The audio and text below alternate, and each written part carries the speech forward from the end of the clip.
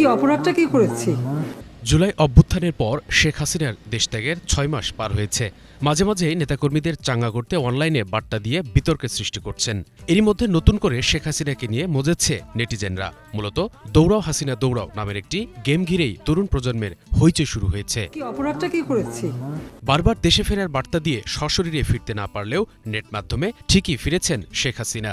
সম্প্রতি স্বৈরাচার সাবেক এই প্রধানমন্ত্রীকে নিয়ে তৈরি করা একটি ভিডিও গেম অনলাইনে তুমুল ভাইরাল হয়েছে, যেখানে ভিডিওর ব্যাকগ্রাউন্ডে শেখ হাসিনার বক্তৃতা শোনা যায়। অপরদিকে শেখ হাসিনা নরেন্দ্র মোদীর পেছন পেছন দৌড়াচ্ছেন অনবরত, আর সামনে থেকে হাতে বাঁশ নিয়ে আসছেন ডক্টর ইউনূস।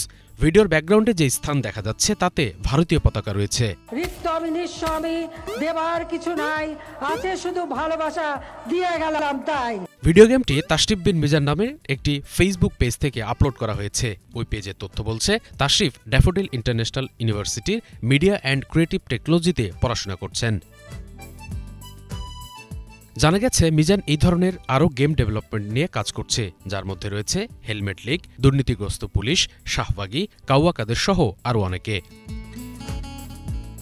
গেমের ব্যাপারে মিজান তার ফেসবুক স্ট্যাটাসে লেখেন, আমার গেমকে অ্যাকচুয়াল গেম হিসেবে দেখি না, আবার এই গেম দিয়ে ইন্টারনেট ব্রেক হওয়াকে সফলতা হিসেবেও দেখি না, কেননা আমি যা তা নিছকই মিমি ম্যাটেরিয়াল। এটি ইন্টারনেট, ভিডিও কন্টেন্ট ও নেটিজেনদের মাঝেই শোভা পায়, গেম মার্কেটে না। এর পিছনে অনেক কারণ রয়েছে, তার মাঝে অন্যতম হল এটি রাজনৈতিক ফিগার পলাতক হাসিনাকে ট্রল করে বানানো। ট্রল বা ইনসাল্টিভ গেম মার্কেটেবল না, এতে অনেক স্ল্যাংস আছে যা সব জেনারেশন ও সমবয়সীদের জন্য উপযুক্ত না, তাই এটা নিয়ে আমি আপডেট করতেও আগ্রহী না।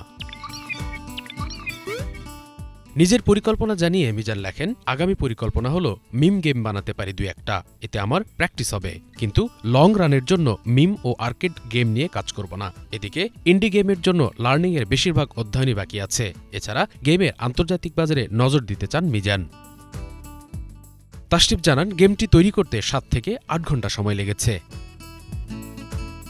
Banglavision news desk.